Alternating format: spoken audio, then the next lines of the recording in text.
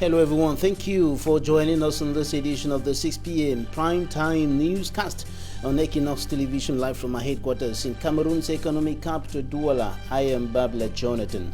In our top stories in this edition of the news, condemnation continue rising from all quarters after the last mass killing incident recorded in the southwest region of the Republic of Cameroon within the context of the 4-year-long armed conflict in the northwest and southwest English-speaking regions of the country. The killing of children, women, and some young people in Mautu, a farming community in the southwest region of the country. And out of Cameroon, the United Nations say over 2 million people are in need of humanitarian aid in the Tigray region of Ethiopia. The region has been cut off from the rest of the country since the government forces of the country launched a raid in that part of the country, fighting against the Tigray Liberation Forces in November last year.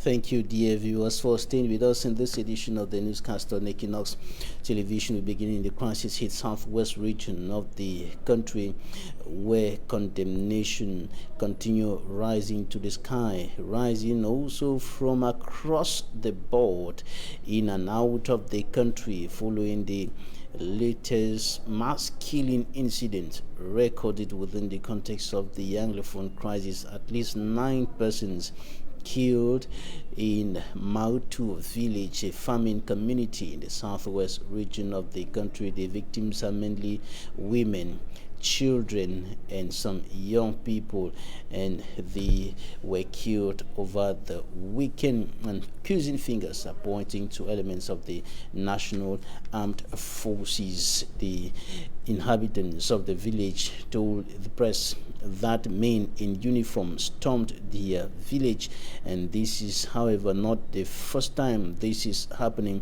It is the second time Mautu village is stormed by men in uniform believed to be elements of the National Armed Forces, and several persons died in the course of the incident, and over 10, according to sources on the ground, were equally wounded in that incident over the weekend in Mautu village in the southwest region of the country. And condemnations have been rising almost from all quarters, and accusing fingers, as I indicated earlier, are pointing to the military, the government forces in the Republic of Cameroon. We shall be analyzing this other incident in the second part of this edition of the 6 p.m. newscast on Equinoxe television.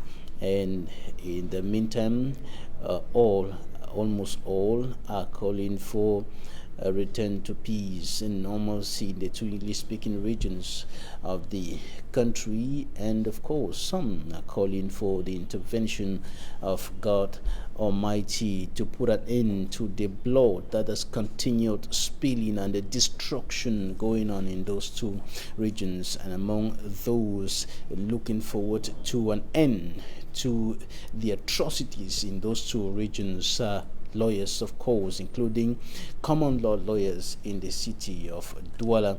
And during the elective General Assembly of the Douala Lawyers Association, the new president spoke to Equinoxe television, calling for a return to peace and normalcy, an end to the atrocities in those 2 regions. Details with Immaculate Fobe. The over 4-year armed conflict in the 2 English-speaking regions of Cameroon is preoccupying majority of Anglophones, including common law lawyers. During the General Assembly of Common Law Lawyers, the legal minds highlighted concerns over the deteriorating situation in the affected regions. People are dying on a daily basis. We invoking God Almighty to touch the hearts of Cameroonians. We're praying for peace and normalcy to return to the Republic of Cameroon. For we are one, we are brothers and sisters, and we must live as brothers and sisters. Before the election of the new executive of the Douala Common Law Lawyers Association, the lone candidate vying for the position of president highlighted some principles that he will follow if he is elected. The association which I want to manage, which I want to head, will be that of partnership, synergy, camaraderie, and will be our brother's keeper. I want an association that will be void of hypocrisy, backstabbing, gossip, collusion, and pretense. Barrister Wango Muhammadu came out victorious as he grabbed all the 45 votes. He promised leading the association in fairness and truth. Transparency, when lawyers lead, others follow. We have showed the world that we are the leader. We have showed the world that we are people of integrity. As postulated today in this our election, where there was transparency. He equally outlined the fact that the association is not political oriented, but will continue fighting for the rights of all Cameroonians. Dallas is not a political party. Dallas is an association of learned men, of lawyers. We are not the political parties, so we're going to work hand in gloves with all the sisters organizations like MELA, Noela, FACLA, and even with the government of Cameroon. Barrister Wango Muhammadu will be assisted by Fonyam Jr., Vice President, Barrister Bonduku Patrick, Secretary, Noko Javis, Finance Secretary, and Ashudasi, Treasurer. Traders and the divisional officer of Melon in the Mongo Division, littoral region of the country, are at daggers drawn over some irregularities. They are complaining over the mismanagement of the market space in that part of the country, and of course they are angry with the administration put in place, or the persons who have been put in place to manage the affairs of the traders in the melon market. And the divisional officer who is involved in the management of the market is now at daggers drawn with the traders, and as he tries to impose the persons who have been put in place as leaders of the traders in the market, which who are rejected by the traders. It is with Immaculate Fogwe.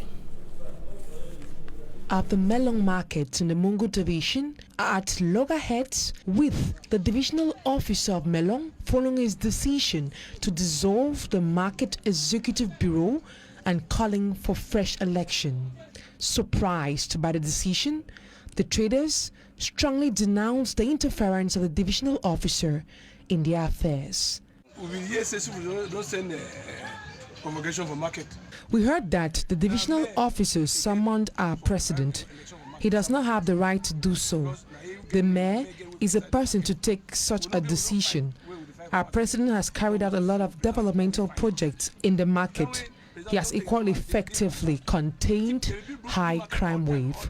Why try to remove him? And all that they were, you don't put up.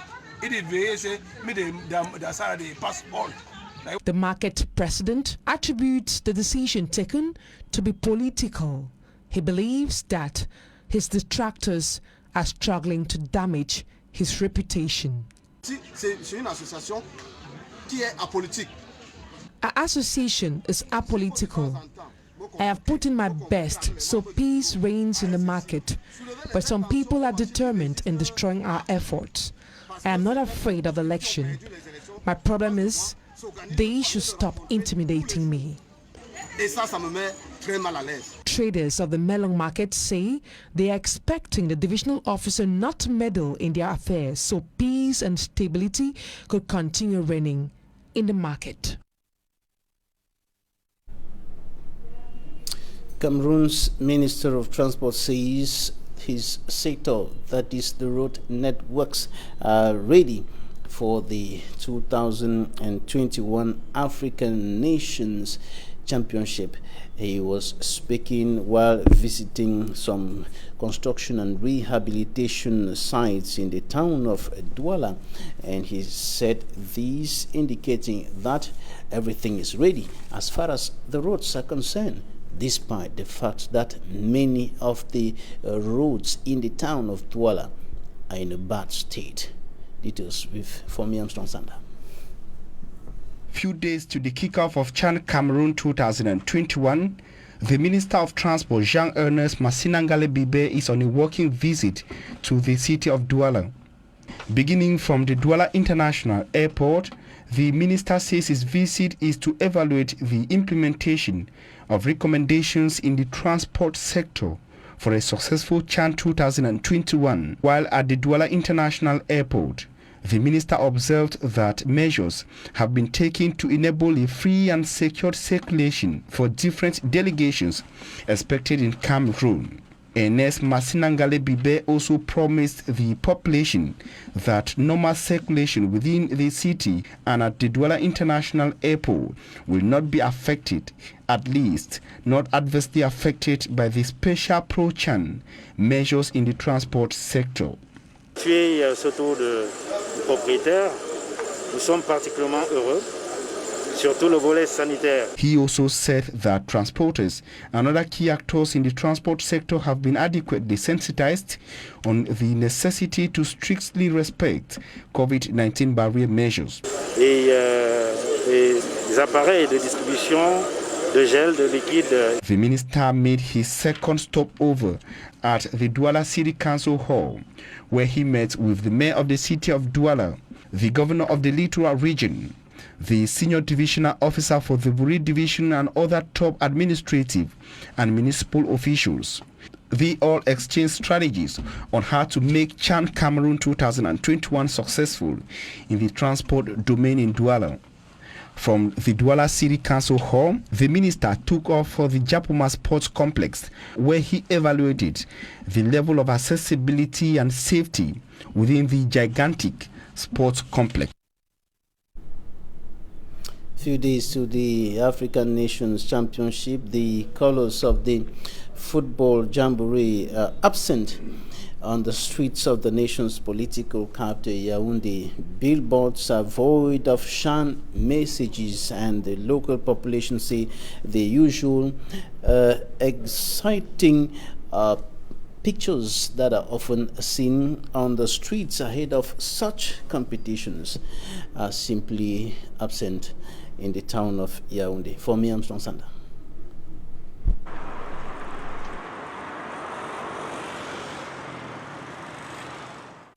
On the walls of the Amadou Ahidjo Stadium in Yaoundé, the effigies of the official mascot of Chan 2021 are very visible, announcing the prominence of the event.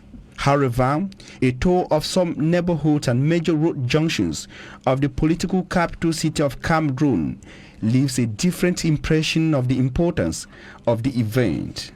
At the Mobile Essos roundabout, the billboards carry messages announcing every major event in town, except Chan 2021, to the dissatisfaction of local inhabitants. On ne sait même pas qu'il y a quelque chose qui va arriver dans quelques semaines, alors que le Cameroun va accueillir toutes les nations en ce qui concerne le football. Donc, on est... From Mobile Essos to Rompoy-Lonkag, flyers and roll-ups are only visible at a filling station, partner to Chan 2021. The large billboards at Mobile Lonkag in Yaoundé have nothing related to Chan Cameroon 2021. The major billboard carries a Congolese artist announcing his concert in the coming days. A similar situation at the famous and busy Avenue Kennedy in Yaoundé, where nothing related to Chan 2021 is seen on the billboards. The people wonder if there is a local organizing committee. Few meters from Avenue Kennedy is the 20th May Boulevard. Instead of roll-ups, flyers and billboards announcing Chan 2021, the main message at the May 20th Boulevard in Yaoundé is that of a Cameroonian artist announcing his concert in the coming days. after a long search in Yaoundé. A single flyer announcing Chan 2021 is seen at Mythique Post Central. Our effort to know from the local organizing committee the strategies employed to better advertise Chan 2021 proved fruitless. In the opaque city of Limbe in the crisis-hit southwest region of the Republic of Cameroon, efforts have been made despite the unstable socio-political and security climate to ensure that the town is ready for the African Nations Championship. Our correspondent Davidson Maimo files in details. Who is carrying this one will have to spray under the stores. Am I right? No. So you will show us the areas that we are actually supposed to concentrate. Yeah, but I know that with all these stores, he will use his machine to send it under the doors. Yeah. They are hygiene and sanitation workers of the Limbe 1 Council, with instruction from the team leader, Mayor Epoasi Mboye, accompanied by the divisional delegate of Mindive. The workers, in their combat-ready gear, disinfected every corner of the Limbe main motor park, using mechanical hand-spraying pumps backed with an electronic spraying machine. The effectiveness of the exercise is visible, especially at the market, given that tables serve as obstacle to the team. Small raw food selling points within the quarters, better known as Big Mom Market, are not left out. We come out like this is because we want the safety of the population. So they too should cooperate with us by following the 19 measures that the government gave. A part of the disinfecting exercise, face masks were equally distributed to the population, an indication that its usage at this point in time is paramount. Some people don't want to believe that the COVID is still around us. The only thing we can do is to continue to sensitize the population.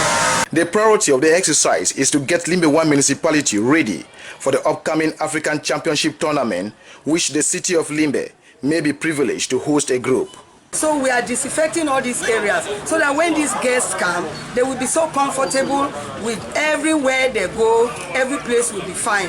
The entire project, according to the mayor, cost the Limbe 1 Council quite a fortune. It has taken us much money, roughly 11.something million. But we are only looking at the security of the people and not the money that we have spent. To the divisional delegate of Mindive, Agbo Teddy, the funding has been made available thanks to a national solidarity fund against COVID-19. So Mindive thought it wise to send these funds to the mayors to better carry out this exercise. The exercise shall continue in the days ahead, with more public gathering areas to be disinfected. Davidson Maimo reporting there from Limbe. Now in news out of Cameroon, the United Nations say more than 2 million people are in need of humanitarian aid in the Tigray region of Ethiopia. They have been deprived of aid as the region remains cut off from the rest of the country as a result of fighting between Tigray Liberation Forces and government forces. The government forces began an offensive in Tigray in November last year. Since then, it's been difficult for aid agencies to penetrate the area. The Secretary General of the Norwegian Refugee Council says he hopes that humanitarian aid can finally reach the troubled region of Tigray. Talking Point is up next.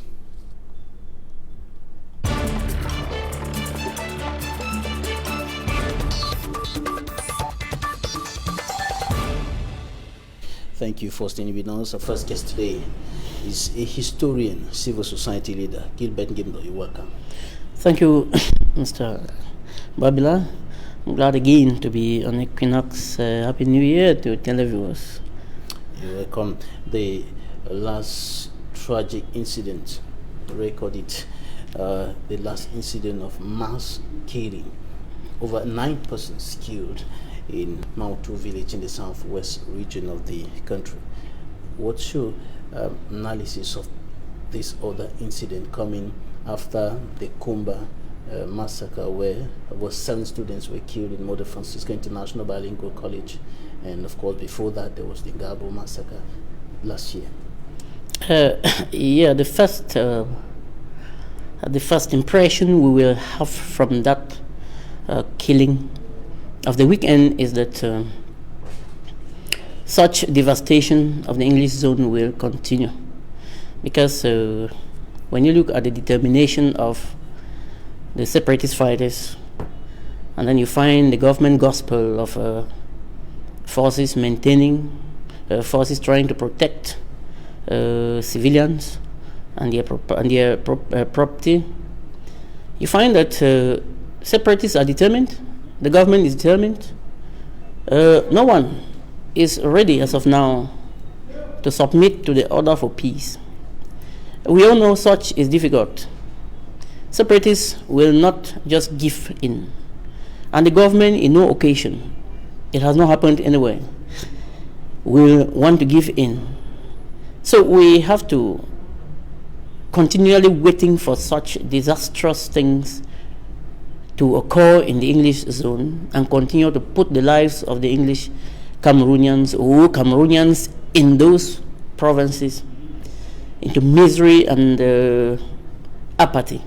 The Ministry of Defense is yet to comment on that incident, but this is coming after the President of the Republic, in his end-of-year address to the nation, congratulated the security and defense forces and told them to continue respecting human rights and to continue to be professional in the discharge of their duties.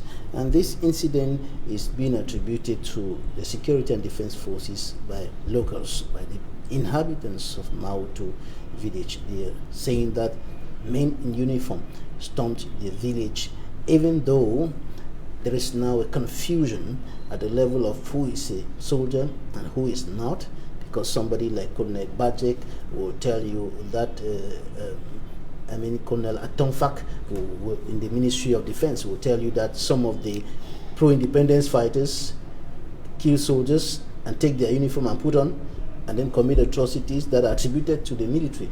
But this is something that happened with many persons in military uniform, and the people are pointing accusing fingers to the military.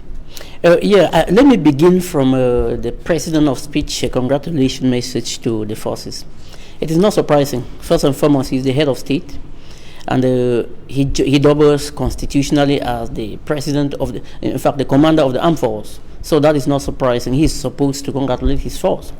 But coming back to the act itself, when you take reference from what happened in Garbo, and then later on with time, investigations proved the military, proved that the military were the ones involved. Then later on, other extrajudicial killings, which though investigations have not actually proven who was responsible for, like for the case in Ekona, the case in Moyoka, the case in Kumba. The Kumba case has not been proven yet, because there were a lot of polemics, a lot of nuance surrounding it. Fingers were pointed from left to right. You remember during the Ngambu, after the Ngambu incident, the government started by accusing separatist fighters. But when investigations came out, it proved that it was otherwise. Now, for this case, coming to the field itself, there are two hypotheses. The first is that this war is an asymmetric one. Asymmetric in that, on one hand, you find an identified force, which is the government force. On the other hand, you find an unidentified force, which is the separatist fighters. Unidentified because no government official can pinpoint who he is fighting. Not even the President of the Republic. He cannot pinpoint who he is fighting.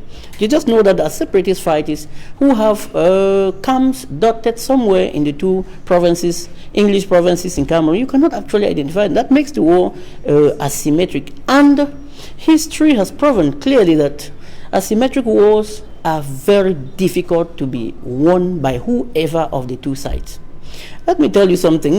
Napoleon Bonaparte once said, war is a permanent scene of chaos, where the victor is he who succeeds to control the chaos in his camp and that of the adversary.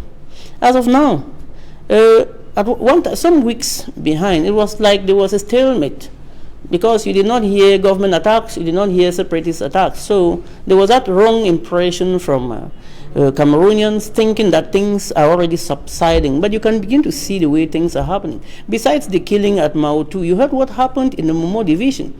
There were terrible scenes that happened in the Momo division. I don't know if it has been announced officially, but terrible things happened there. Coupled to these killings now, what we have to know is that the government has refused to know that these people are so determined. The government has refused to know that the measures that have been taken so far, for the years that the crisis have been ongoing and protracted, the measures have been displaced measures. The measures have actually proven to be misplaced priorities. They do not fit squarely as to what those people rose against the government to demand.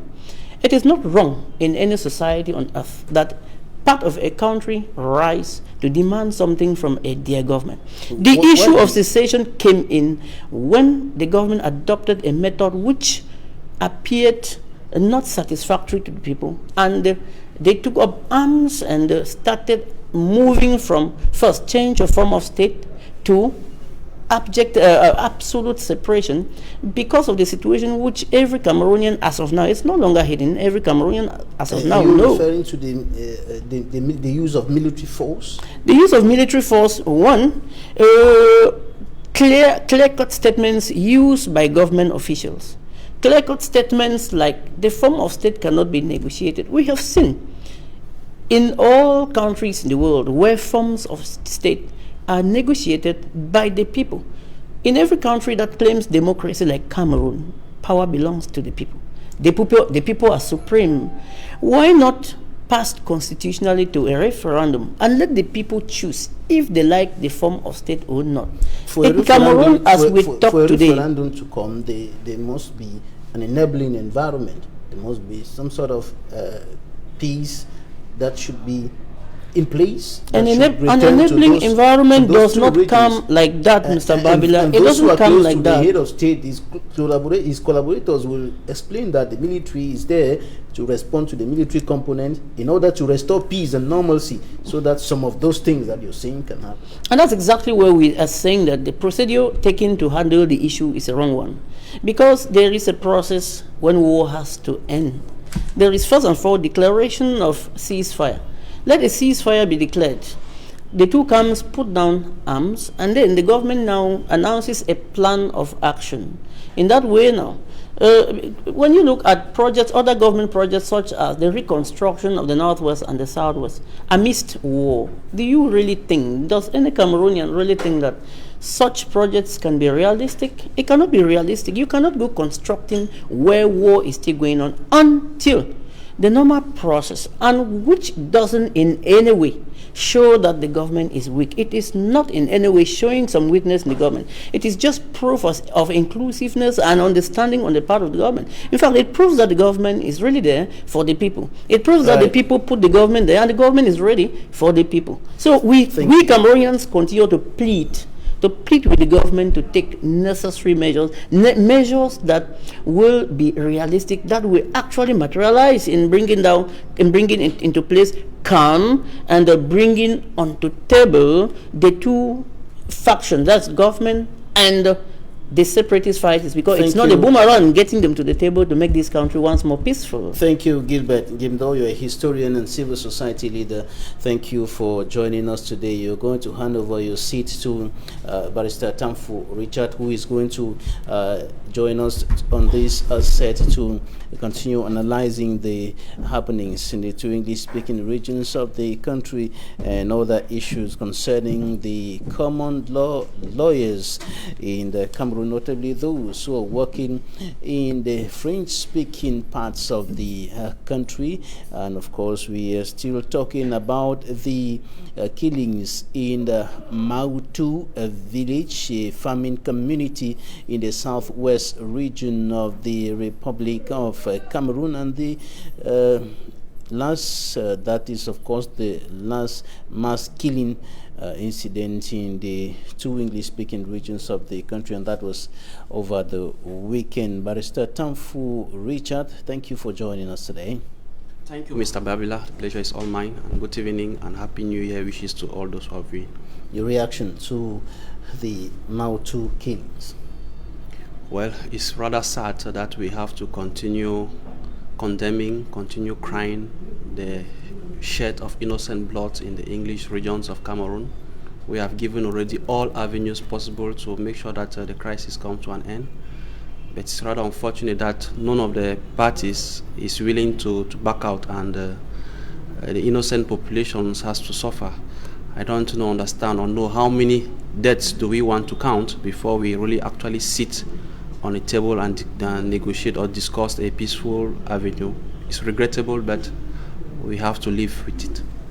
This is the second time that men in uniform, I want to put it that way, invade that same farming community, and people being killed, and the people who spoke to us pointing and accusing finger on the Security and Defense Forces, the Ministry of Defense. The government is yet to make a comment on this. What do you think about the raids going on here and there in different parts of the two regions, the efforts that the Security and Defense Forces are putting in to put an end to cessationist activities and restore peace and normalcy? You know, you have to analyze the situation very critically, because the war has taken another twist. Like you said, uniformed men. Nowadays, we have discovered that even armed separatist groups carry military uniforms to carry out their atrocities. So you need to really analyze and have first-hand evidence to be able to attribute such killings to whose of the ever comes. But to me, I see that if actually there was a political will in putting an end to this crisis, we will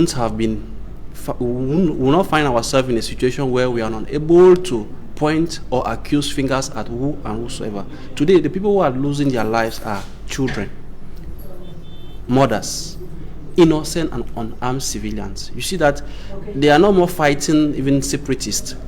When you saw what happened in Matazem, armed separatists went and killed uniformed people, and they had to retaliate. So instead of retaliating and killing maybe the separatists or the uniformed people, what happened in Mauto, you have civilians, which is actually regrettable, because in no war conventions will permit such happenings. I think we have to be very critical to be able to accuse or point fingers at, because it has now been a conflict where you cannot actually identify who is doing what and who is doing what, because it has now taken another phase whereby it's either as it is a score settlement.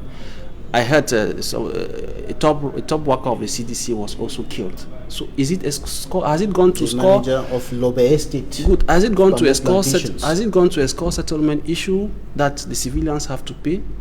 If there was a true political will from the government and even from the separatists, because we should say it, we have been preaching to the government for 4 years and plus today. The government has done nothing. I think we have to now change our language to the separatists. We cannot accept, or in any fight that you want to secede or you want to protect your people and you are killing them, because right now when there are such atrocities like what happened in Mauto, we are quick to point fingers at the Cameroon military. Me, I will say no, because now the other turn the war has taken is that separatists themselves carry on uniform dresses and go and commit atrocities.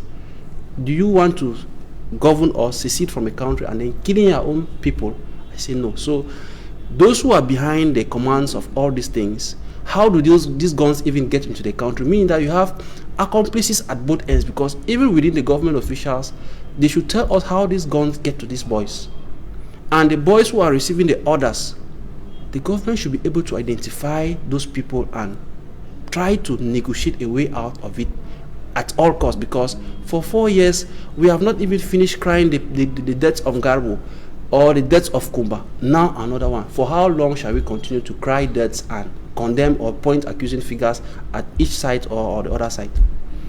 Well, accusing fingers going from one side to the other, women and children perishing, going down into the graves because of the situation that has continued deteriorating, and this is happening at the same time that government is putting in some efforts at the level of the implementation of the decentralization code with the special status, putting in place the regional assemblies, the regional administration, but this seems not to be appeasing the people.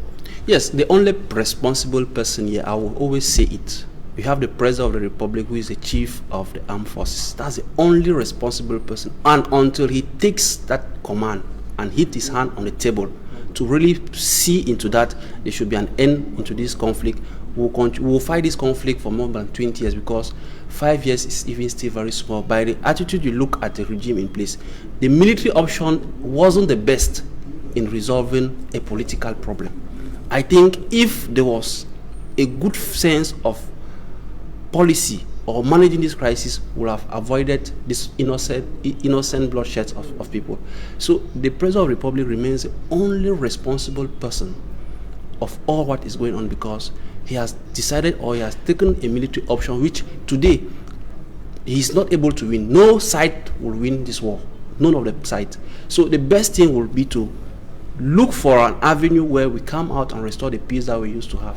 They will fight. When you look at the both sides, all the sides are determined. Now, who has the upper lead is the Republic of Cameroon. So the Republic of Cameroon, if actually it had a good political will, it can use 100 days to bring this crisis to an end. But the President of the Republic has no political will. He still believes in his military strategy, and it's unfortunate because people who are paying the price are children, mothers, unarmed civilians. To him, at his age, he's not the one losing. We are the ones losing. So I think that if for 4 years we have been preaching to the government and the government is giving a deaf ear, I think it's high time that NGOs, human rights advocates, civil society should now raise their voice to tell these people in the diaspora who are given arms and who these arms are entering the country with the facilitation of government officials that it should stop. And if we go by that, I think we can be able to stop it, because with the government forces or with the government, we have seen that there is no political way in bringing an end to this conflict.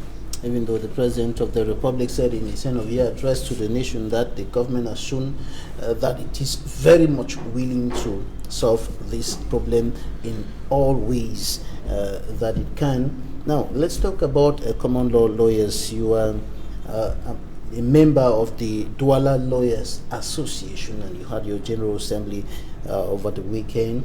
You have now a new bureau in place. Yes, with Douala Anglophone Lawyers Association is a legalized association within Douala that groups common law lawyers, or people who have the practice of the common law system.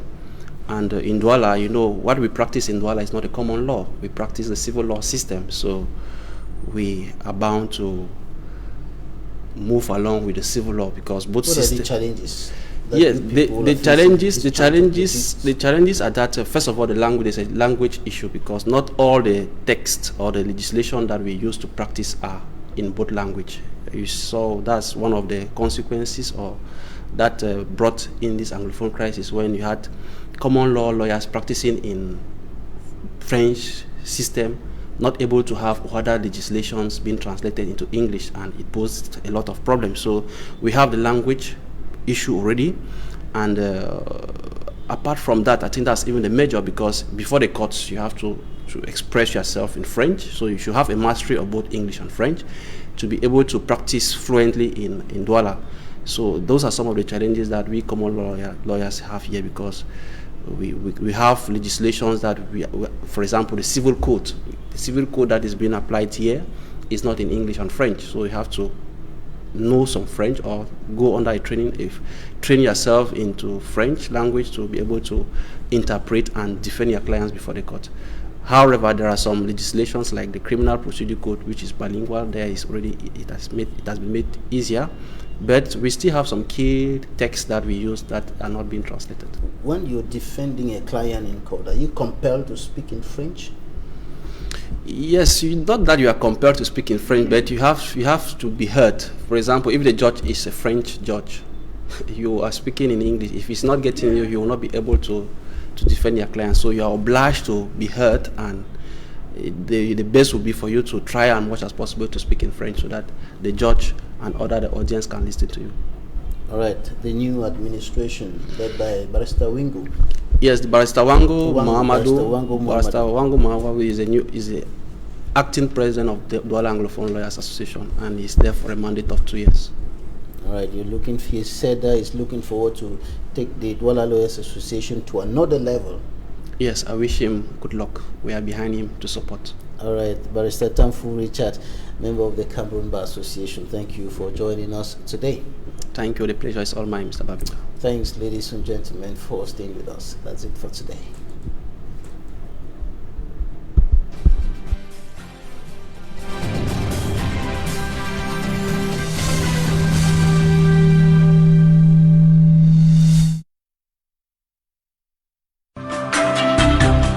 Ce dimanche sur Equinoxe Télévision. Des hommes se réunissent dans des coins obscurs, dans des pièces silencieuses, derrière des portes closes. Il s'avère que dans ces endroits, ils pratiquent des rites étranges, miment des rituels médiévaux et essaient de changer le monde à leur image. Des activités empreintes de mystère, des adhérents inconnus. Ce sont les caractéristiques des sociétés secrètes. Deux organismes secrets apparaissent fortement dans les esprits. Les francs-maçons, la plus ancienne et la plus répandue des sociétés secrètes du monde, et la Skull and Bones de l'université de Yale, la plus petite et la plus exclusive des sociétés secrètes. Pourquoi certains disent que ces membres protègent leur confrérie ou les secrets de leur groupe? Cet ancien franc-maçon dit avoir reçu des menaces de mort après avoir commencé à révéler les rituels secrets